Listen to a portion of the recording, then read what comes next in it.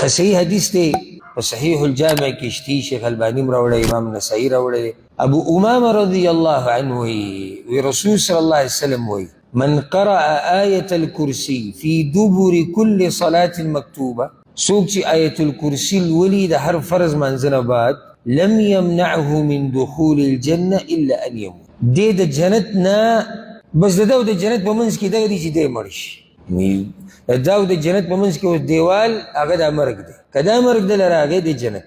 هر فرض مونځ پسې کم اذکار چې دي یو پکې د آیت الکرسی دی. هغه اذکار خو مونږ بدل کړي دي په نور څه باندې اکثرو، یا خود ساخته اذکار، خود ساخته دا جي مونږ ته یو امیر صاحب راته وایي چې داسې وایي، یو سابیاق صاحب مولوي صاحب لکه رسول صلی الله علیه وسلم به د فرض منځنه بعد کوم اذکار وي هغه وایه که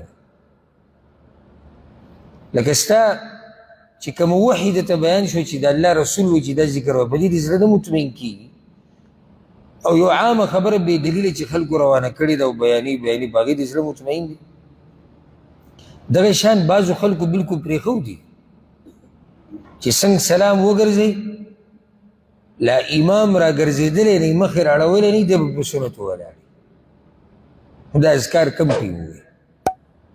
او بیا درېیمه مرحله کې هغه دي چې د هغوی یوه منډه ده، بس چې څنګه سلام ګرځول او سر چولۍ را چولۍ چې د وتو لار کم ځای کې ده. څومره لوی تاوان دی خلکو. یعنی آیت الکرسی زه دا وایم قیامت په ورځ کم سړی چې جهنم ته لاړ دی به د الله په عدل او په انصاف سره ځي، او کم سړی چې جنت ته لاړ د الله په رحم سره به ځي. خو داسې څوک نشته چې الله لره ملامته کړي. د دې نه اخوا الله تا ته خبره نوره څه اسانه کړي. ته پنځه منځونه د ورځې شپې کې په پنځو منځونو پسې آیت الکرسي وایه که مړ شو جنت ته به لاړ شي. نور الله تا ته څه اسانه کړي. که دا مطلب دی یو کس چې ما بلکل عمل به پرېږدم او خپل به خپل چولي، نو وروره ایمان کې خو لازم دي درې خبرې، یو په ژبه اقرار دی، په زړه کې تصدیق دی، عقیده ده، او په اندامونو عمل دی. عمل چې دی پرېښودو مکمل نو ته خو مؤمن نه شوې. انسان عمل کوي په هغې کې هم کوتاهي، ځکه چې ما وایي جنت ته به ځي الله په رحم سره، هغه عمل کې هم کوتاهي، خو رب العالمین بیا مهربانه دی. هغه کوتاهي چې دی د هغې چشم پوشي وکړي او د هغې ورسره حساب ونه کړي او جنت ته یې بوځي. آیت الکرسی که ته وې د عوام چې کله قرآن وایي که نه دوی ډېر زر قرآن وایي. قرآن په تلاوت کې هغه سړی لږ وخالي چې څوک په تلاوت ډېر ښه پوهېږي، هغه په تلاوت کې وخالي، ځکه چې هغه دې ته دا ټکی داسې ویل غواړي، دلته دا دي، دلته دا تجوید، هغه احکام ټول ادا کوي. عوام چې وایي دا خو ډېر زرې وایي. زه هم کیدای شي د آیت الکرسي 2 منټه وپې هم نه لګي، 2 منټه هم له ما ډېر وي او سکندونه. الله به تعالی جنت درکوي چې اوس ته یې نه غواړې او الله تا ته قیامت پر ورځ وایي چې ما خو درته لاره اسانه کړې وه خو تا نه غوښته، نو څه جواب به دې کوې بیا؟ بل حدیث والا دا حدیث به ذکر کړو او بیا به مخکې راځو آیت الکرسی وضاحت له. صحیح بخاری کې ډېر اوږد حدیث دی، ابو هریره رضی الله عنه وی وکلني رسول الله صلی الله علیه وسلم بحفظ زکات رمضان. رسول الله صلی الله علیه وسلم ما ته دا کار حواله کړی چې ته به دا فطرانه چې کومه راجمع شوې ده د مسلمانانو د دې به ته ساتنه کوې، دا شپه 2 به ته د دې ساتنه کوې، بیا به یې موږ په مسلمانانو کې تقسیمو. فاتانی آت د شپې راپسې یو کس راغی، زه وی ناست یم څوکۍ کوم، یو کس راغی فجعل یحثو من الطعام، چونګونه یې راغوستوی دی خوراک. ورځې نه بله مسله م راووته چې فطرانه خوراکي، فطرانه خوراکي غټه مسله دې دا راووته. ګوره ځای کې چې زه دا روپۍ وې نو بیا به ویلی چې یو کس راغی او روپۍ یې پټې کړې، وی نه یو کس راغی او چونګونه یې دې راواغستو. نو چونګ د څه نه اخیستی کېږي؟ خوراک. ښه وایي ما راونیو چې راومې ما ورته وایي چې والله لارفعنک الی رسول الله صلی الله علیه وسلم زما دې په الله قسم وي تا خو به زه پیغمبر له رسول غلی ته وی راته وایي چې انی محتاج غریب فقیر سړی وعلی عیال ولی حاجة شدیده او بچي مې هم دي حاجت مې هم ډېر قال فخلیت عنه وی چې مؤمن دي سي دا مې یو صفت یې زده کړي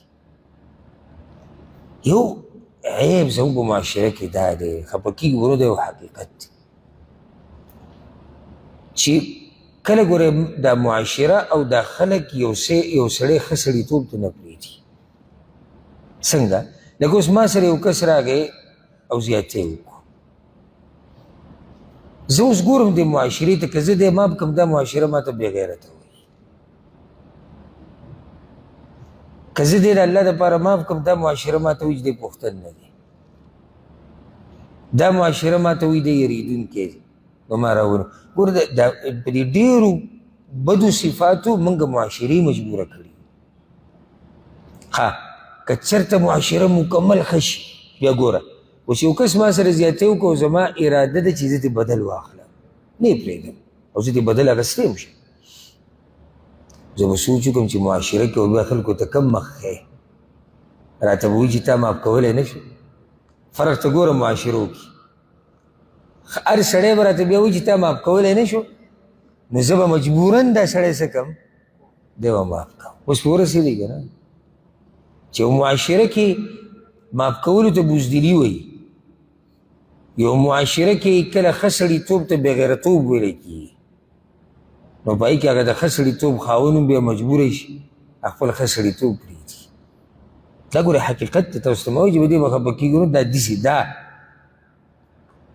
ډېرې ما ته به خپله مسلې راغلي دي کسان راشي مشوره رانه دي دقه شان راته ووایي زما بلکل مکمل اراده ده چې زه دې سړي ته دا مسله ماف کړم زه درته دا مال ماف کړم دا وینه ورته ماف کړم د هغې نه بعد بیا د خلکو سره څه کوو او زمونږ بیا تعنی داسې نه دي چې تا له به نصیب درکوو ستا بچو ته به هم وایو صبر وکړه پرېږدو یې داسې نه ستا بچو ته هم موږ دا وایو چې ته د هغه سړي زوی چې هغه را لګېدلی و یو کس یې ماف کړی و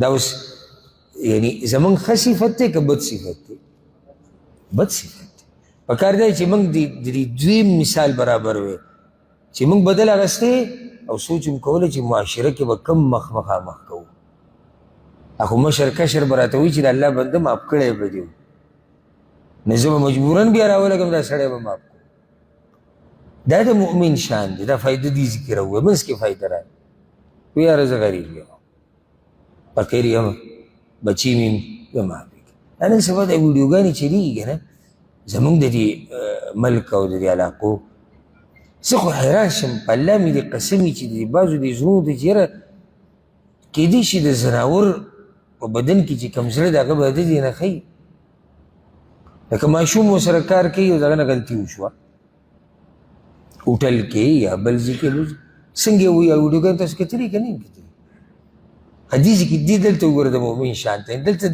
دلته یو کس راغلی د ابوهریره نه غلا کوي مسله کې ګوره ډېر فرق دی یو کس تا سره کار کوي نوکر دی ته له تنخوا ورکوې او د هغه نه غلطي وشوه یو کس راغی تا نه غلا کوي دې دواړو کې فرق دی که نه دی لوی فرق دی لوی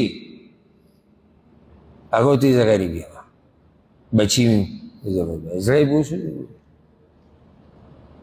او هغه حدیث ورسره یاد ساتئ چې شفقت کوونکو باندې به څوک شفقت کوي الله به کوي هغه صحابي راغلی و یا رسول الله زه ګډ نشم حلالولی رسول صلی الله ته یې ویلي وایي چې ګډ حلالوم یو بس زړه مې بېسو رسول صلی الله ورته وایي چې ته په ګډ دومره مهربانه یې الله په تا مهربانه دی څومره چې ستا زړه کې مهرباني د مخلوق سره د دې نه اندازه ولګوه چې الله په تا څومره مهربانه دی وایي ما سړی پرېښود سهار چې لاړم وی رسول وسلم راته د ځان نه وایي چې ابوهریره د هغه قیدي دي د شپې څه قیصه وه هغه الله خبر کړی و یو ما ورته چې یا رسول الله هغه به شروع وکړه فریاد او ژړا فرحمته زړه مې به وسوځېد پرېږدې وی راته وی چې اما انه قد کذبک، هغه ګوره تا ته دروغ ویلي، وسيعود او بیا به راځي.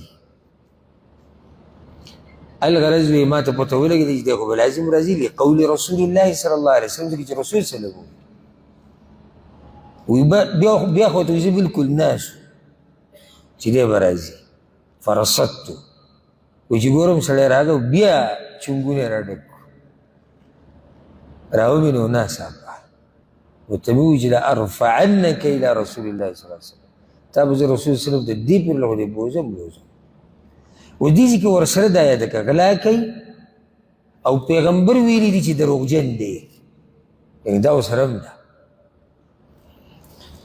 وی راته وي چې ما پرېږده، دا ځل مې پرېږده او محتاج یم یم بچي مې دي او غریبي ده، لا اعود بیا نه راځم. فرحمته، بیا مې زړه وسوځېد. ماشي سهار چې ورغلم رسول صلی الله علیه وسلم ته وایي چې ابو هریره قیدي څه قصه وه؟ وی ما ورته وایي چې یا رسول الله، خو بیا یې فریاد شروع کړو چې ما پرېښه. وی رسول صلی الله علیه وسلم راته وایي چې دروغ یې درته ویلي ده او بیا به راځي. بس په دغه درېیمه شپه ورته بیا ښه ناست وم نیغ چې ګورم وی سړی راغی او بیا د خوراک نه غلا شروع کړه، راومې نه. وی ما ورته وایي چې دې پیر له خو دې به بوزم هذا آخر 3 مرات، بس دی نو درېیم پیر دی، دې پیر له پکې معاف کېدی نشته. انک تزعم لا تعود ثم تعود، ته ما ته زه بیا نه راځم بیا راشي. وی راته وایي چې پرې مې ده دې پیر له او داسې کلمات به درته وښیم چې ینفعک الله بها، الله به تعالی د هغې دلاسې ډېره فایده درکوي. وی ما ورته وایي چې ماهون د آیتون د کلمات کم یو. وی راته وایي چې اذا اویت الى فراشک، کله چې ته طلایي له راشي اوده کېږي، فقرأ آیة الکرسي، آیة الکرسي لوله چې پوره ووایي. فإنك لن يزال عليك من الله حافظ، پتا باندې به د سحر پوری یا ته به د سحر پوری د الله په حفاظت کې. ولا يقربنك شيطان حتى تصبح، سحر پوری به شیطان تا ته نه نږدې کېږي. وی پرېمې خو ما چې رسول قیمتي خبرې وکړې. سحر چې ورغلم وی رسول صلی الله علیه وسلم ته وایي چې ها قیدي دی. وی ما ورته وایي چې یا رسول الله هغه نیولی مې و، خو هغه راته وایي چې څه کلمات ته ښیم او ډېر فایده مند دي. ما ورته کمې وایي چې دا دي او د دې فایده دا ده. وی رسول صلی الله علیه وسلم وی اما انه قد صدقك وهو كذوب، دا خبره رښتیا کړې ده او دی دروغجن. لکه نور دی دروغجن، خو دا خبرې رښتیا کړې ده. تعلم من تخاطب منذ 3 ليال يا ابا هريره، دا 3 شپې تر چا سره لګې ته ته پته شته؟ ما ورته وایي یا رسول الله ما ته خو پته نشته. وی ذاک شیطان، دا شیطان،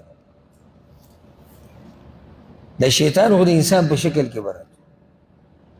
اوس ورته ووایي چې ته دا ووایې نو شیطان تا ته نشي نږدې کېدی، ده ته به خپله پته ده چې څوک آیت الکرسي ووایي شیطان هغه له دغه شپه نقصان نشي ورکولی، ځکه چې ده خو به ټراینې کړي، ده خو به کوشش کړی یو مسلمان ته یو د الله بنده ته نقصان رسول خو بند شوی دی. ولې؟ ځکه چې هغه آیت الکرسي ویلی ده. که خبره ده ابو هریره ته وکړه، وی دا وایه الله به دې ساتي. رسول صلی الله علیه وسلم وی رښتیا یې ویلي. نو د دې نه دا مسله مروته چې کوم سړی چې د شپې وده کېږي او آیت الکرسي ووایي، سهاره پورې دی د الله په حفظ و امان کې دی. الله رب العزت به یې ساتي ده د شیطان. تاسو دا غواړئ که نه؟ هر یو کس غواړي. ورسره دا اضافه که سهار مانځه توفیق به راته میلاویږي، د تهجد توفیق به راته میلاویږي، ځکه چې ته اوده د الله په توحید باندې شو. آیت الکرسي کې ټول توحید دی، ته د الله په توحید باندې اوده شو. او چې سړی د الله په توحید باندې اوده شو او مؤذن وایي الله اکبر الله اکبر، دا هم د الله توحید دی. په توحید اوده شوی، په توحید راپاڅېږي.